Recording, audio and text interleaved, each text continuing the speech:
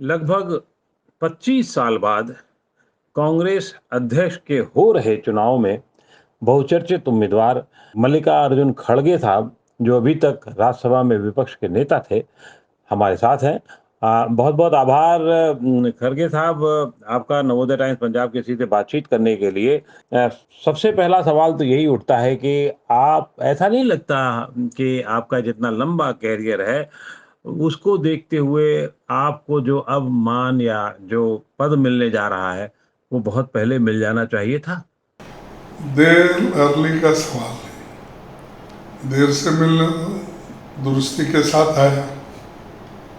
और वो चुनाव चल रहा है, देखेंगे अब चुनाव के बाद क्या होगा।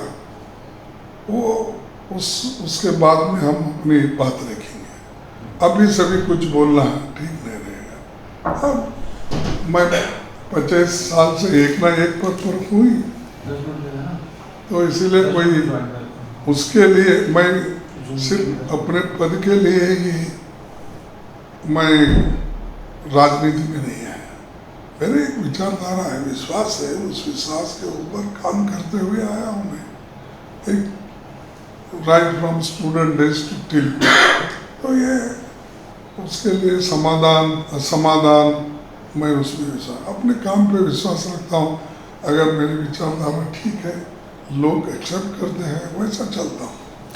आप विचारधारा पे कांग्रेस की विश्वास करते रहे, लेकिन इधर ऐसा आपको क्या देखने को मिला कि, या क्या आपने अनुभव किया कि कांग्रेस की विचारधारा से लोग अलग हो गए? कांग्रेस में बहुत बिखराव हुआ, हाल के दिनों में बहुत बिखराव हुआ, क्या वजह आप मानते रहे? मुझे मालूम है उनकी विचारधारा। जब किसी विचारधारा पे आप, जिस विचारधारा में आप आस्था रखते हो, विश्वास रखते हो, जब आपके विश्वास में कमी होती है तब वो लोग निकलते हैं। मेरे को कैसे ऐसे पार्टियां हैं या ऐसे लोग भी हैं कि जिस विचारधारा को आगे बढ़ाते रहते हैं, बहुत से दिक्कतें आती हैं, फिर भी वो अपनी विचारधारा को नहीं छोड़ते। तो जब आपको कांग्रेस की विचारधारा, कांग्रेस का कार्यक्रम, कांग्रेस की आइडियोलॉजी जब आपसे जुड़े हुए हैं कि उसको मजबूत बनाने के बजाय अगर कोई छोड़ के जाता है तो आप समझिए कि उसमें अभी आस्था की कमी है, यानी कि उससे की है। तो हम कमिटमेंट से इस पार्टी में आए, वो करते रहे। आपके प्रति बहुत सारी आस्था रही है, चाहे वो आम आदमी की हो, आम कांग्रेस कार्यकर्ता की रही हो, या फिर आलाकमान की रही हो।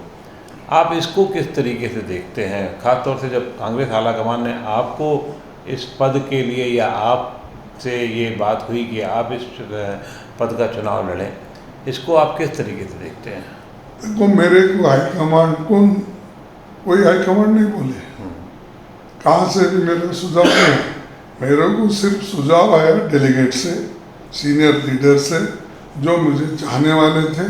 उन्होंने कहा कि अब जब गांधी परिवार के लोग कोई नहीं उतर रहे इलेक्शन में, तो आप जो अब तक हमने काम जो किया, सोनिया गांधी जी जो काम किए, या राहुल जी जो भारत जोड़ो यात्रा कर रहे हैं, या नेहरू जी ने जो स्ट्रक्चर इस डेमोक्रेसी की बनाया, और इंदिरा गांधी जी ने जो गरीबों के लिए कई कार्यक्रम दिए थे, तो ये सब चीज़ें मेरे सामने हैं।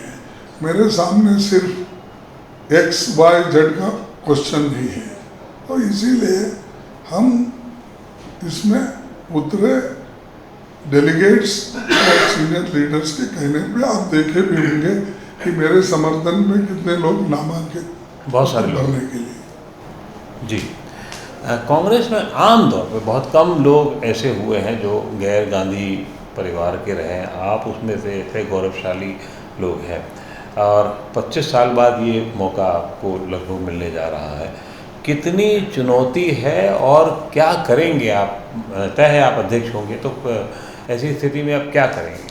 देखिए, अब इलेक्शन होने के बाद जी, सबसे मिल के हमको उसका स्ट्रक्चर बनाना होगा, किस ढंग से हम आने वाले चुनाव को फेस करेंगे। किस ढंग से हम लोगों को जोड़ने का काम करेंगे और किस ढंग से एक नया नया अपना इसमें लोगों को जोड़ने का प्रक्रिया शुरू करेंगे, उसके ऊपर निर्भर है, वो हम करेंगे आगे। जी, आपके प्रतिद्वंदी जो हैं इस चुनाव में, जो आपके वो आपको गुरु मानते हैं, बड़ा मानते हैं, शशि थरूर जी, वो एक बात अक्सर उठा रहे हैं कि पार्टी में डिसेंट्रलाइजेशन होना चाहिए। इस बात को आप कैसे देखते हैं? क्या आप कैसे महसूस करते हैं? क्या डिसेंट्रलाइजेशन की बात करना ठीक है, और क्या उनकी जो बात है वो ठीक है उस तरीके से? आप वो जो बोले हैं, आपका निष्कर्ष आप ही निकाल सकते हैं, लेकिन मेरे को जो मालूम है, मेरे पार्टी में बूथ लेवल वर्कर्स है, ब्लॉक कांग्रेस के प्रेसिडेंट रहते हैं, जिला कांग्रेस के अध्यक्ष रहते हैं, पीसीसी के प्रेसिडेंट होते हैं, इलेक्शन कमेटी होती है, वर्किंग कमेटी होती है, और अंतिम पार्लियामेंट्री बोर्ड भी होता है, और उसका गठन अब तक नहीं हुआ। अब कॉन्स्टिट्यूशन के तहत क्या करना चाहिए वो आगे की बात है, लेकिन स्ट्रक्चर है, उस स्ट्रक्चर को हम मजबूत करना, और ये नया उनका विचार होगा, वो उनकी किस दृष्टि से बोले मुझे मालूम नहीं, लेकिन अब है एग्जिस्टिंग स्ट्रक्चर हमारे पास, और ये डिसेंट्रलाइजेशन है ना। क्या ब्लॉक लेवल पे यही करते हैं? क्या अपना डीसीसी के जो पंचायत चुनाव होते, जिला पंचायत चुनाव होते, क्या तालुका पंचायत के चुनाव होते, कॉरपोरेशन म्यूनसिपैलिटी के चुनाव होते, ये सब यहीं से ही होता, या अपने अपने लीडर्स अपने अपने एरिया में वही कर लेते हैं। लेकिन एक उनका दृष्टिकोण क्या है, वो उनको लिबर्टी है बात में। हमारा मेन जो हमारे सामने समस्या है, और जो हम करने जा रहे हैं, हम मिलके, मैं अकेले मैनिफेस्टो भी नहीं दे सकता। मैनिफेस्टो कमेटी होती है ना, या एक ग्रुप ऑफ पीपल होते हैं, क्या अकेले देते हैं? नहीं। तो हमारे लोग, उन्होंने तो अकेले दिया है, नहीं, मुझे मालूम नहीं है, तो हम मिलके करेंगे। और खास करके उदयपुर डिक्लेरेशन में 4 महीने पहले ही, बहुत दिन नहीं हुए, अभी उसको लागू करने में समय लगा, क्योंकि कांग्रेस प्रेसिडेंट की तबीयत ठीक नहीं थी, फिर वो सब ऐसे, तो ऐसे चीज़ें हैं।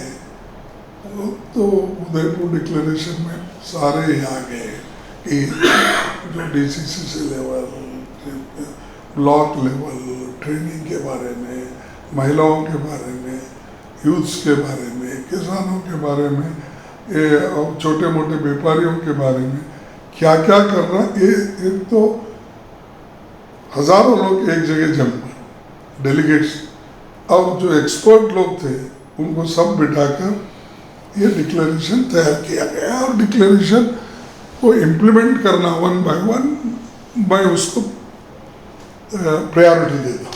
That is my first priority. जी, क्या आप इस बात से सहमत नहीं है कि कांग्रेस के डिस्ट्रिक्ट अध्यक्ष का चुनाव पर मोहर भी आला कमान लगाता है? देखो, जब कभी एक रिजाइन करता है, एक किसी वजह से उसकी यानी रिजिग्नेशन देता है, तो नेचुरली यहाँ पर आता है, और ऑर्गेनाइजिंग सेक्रेटरीज, दूसरे सेक्रेटरीज वो मिलके, वो एरिया के इंचार्ज सेक्रेटरीज वो देख लेते हैं। तो देखने के लोग भी है ना, हर स्टेट में इंचार्ज सेक्रेटरीज है, फिर डिवीजन लेवल पे सेक्रेटरीज हैं एआईसीसी से, ये सब लोग इसमें जुड़े हुए हैं। तो ये सब की राय के ऊपर ही सब चीज़ें बनती हैं। आपके चुनाव के बाद जब आप अध्यक्ष बन जाएंगे, तो गांधी परिवार या नेहरू परिवार, जो भी कहें आप उसको, उसका वहाँ तक बातें कितनी होंगी, आपके स्तर पर कितनी होंगी, वहाँ कितनी जाएंगी, उनका कितना सहयोग लिया जाएगा, उनका क्या बड़े फैसलों में उनके कमेंट होंगे, टिप्पणियाँ होंगी, या क्या है? देखिए, ये कहने की बात नहीं रही थी। समय समय के अनुसार किनसे कंसल्ट करना, किन क्या करना, ये चुनाव के बाद समस्याओं को सुलझाने के लिए सोनिया गांधी जी का कंसल्टेशन, मार्गदर्शन हमको ज़रूर है, राहुल गांधी जी का भी ज़रूरी है, क्योंकि वो लोग जनता के साथ जुड़े हुए हैं और 20 साल तक उन्होंने मेहनत की है कांग्रेस पार्टी में, कांग्रेस पार्टी को बनाया है, सरकार बनाए हैं, और उन्होंने कभी अपने लिए या अपने घर के लोगों के लिए कभी कोई पूछा भी नहीं। तो ये लोग ऐसा ही उठाते हैं, जब अच्छा सक्सेस होता है तो तारीफ करते हैं, जब कुछ घटनाएं ऐसी घटती है उनके अपेक्षा के अनुसार अगर रिजल्ट नहीं आता, ये टीका टिप्पणी करते रहते हैं। तो मेरा यही फर्ज होगा, जो अच्छी चीज़ें हैं जो उन्होंने देश के लिए, पार्टी के लिए किया है, ज़रूर उनका मार्गदर्शन हमको रहेगा। आप क्षेत्रीय दलों के उभार को किस तरीके से देखते हैं? क्योंकि ऐसा माना जाता है कि कांग्रेस का जो ह्रास हुआ है, नुकसान हुआ है, उसमें क्षेत्रीय दलों का भी बहुत उभार रहा है। आप उसको, अब वो मतलब ये भी माना जाता है कि कांग्रेस ने अपनी ज़मीन उनको दे दी एक तरीके से, चाहे वो आंध्रा में रहा हो, यूपी में रहा हो, बिहार में रहा हो, और राज्य भी ऐसे हैं। आप वो ज़मीन वापसी के लिए कैसे काम, क्या सोचा आप? नहीं, ये चुनाव के बाद ही होगा ना। चुनाव के बाद हर एक स्टेट की स्ट्रैटेजी अलग होती है। पंजाब में एक स्ट्रैटेजी होती है, राजस्थान में एक होती है, कर्नाटक में अलग होती है, वहाँ अपना तमिलनाडु में एक अलग होती है, केरला में अलग होती है, वेस्ट बंगाल में जहाँ पर हम बहुत दिन से पावर में नहीं, वहाँ पर क्या करना, ये स्ट्रैटेजी स्टेट वाइज देखकर वो वहाँ पर उस स्टेट के लिए, उस हमारे पार्टी के लिए क्या अच्छा है, वहाँ के लोगों को लेके सोच के ही कदम उठाना। जी, 2024 का चुनाव आने वाला है, लग रहा है ऐसा कि दूसरा वो बीजेपी की 8.5 साल की जो कारगुजारी है, उसको आप किस तरह से देखते हैं? 8.5 ये आपके सामने ही है कि उन्होंने देश में सब तरफ एक धर्म के नाम से, जाति के नाम से एक डिवाइड करने का तो कोशिश किया, दूसरी तरफ चुने हुए सरकारों को गिराने की कोशिश की। डेमोक्रेसी में आप बर्तन हो कूड़न टेढ़ा संभाले बंद है, जो चाहे नहीं। तो ये जो है कांग्रेस का, बीजेपी का डिवाइड एंड रूल पॉलिसी होती है, तो ये हमको बचाने के लिए तो राहुल गांधी जी अब भारत जोड़ो यात्रा निकाले, और खास करके ऑटोनमस बॉडी को ख़त्म कर रहे हैं और अपने चाहते लोगों को वहाँ पर बिठा रहे हैं। ये देश के लिए ठीक नहीं है। अब देश अभी सच्चाई कोई बोल ही नहीं सकता। कोई प्रेस भी अगर उनके खिलाफ लिखता है तो एक्शन होता है, और कोई टीवी चैनल उनके खिलाफ होता है तो बंद हो जाती है।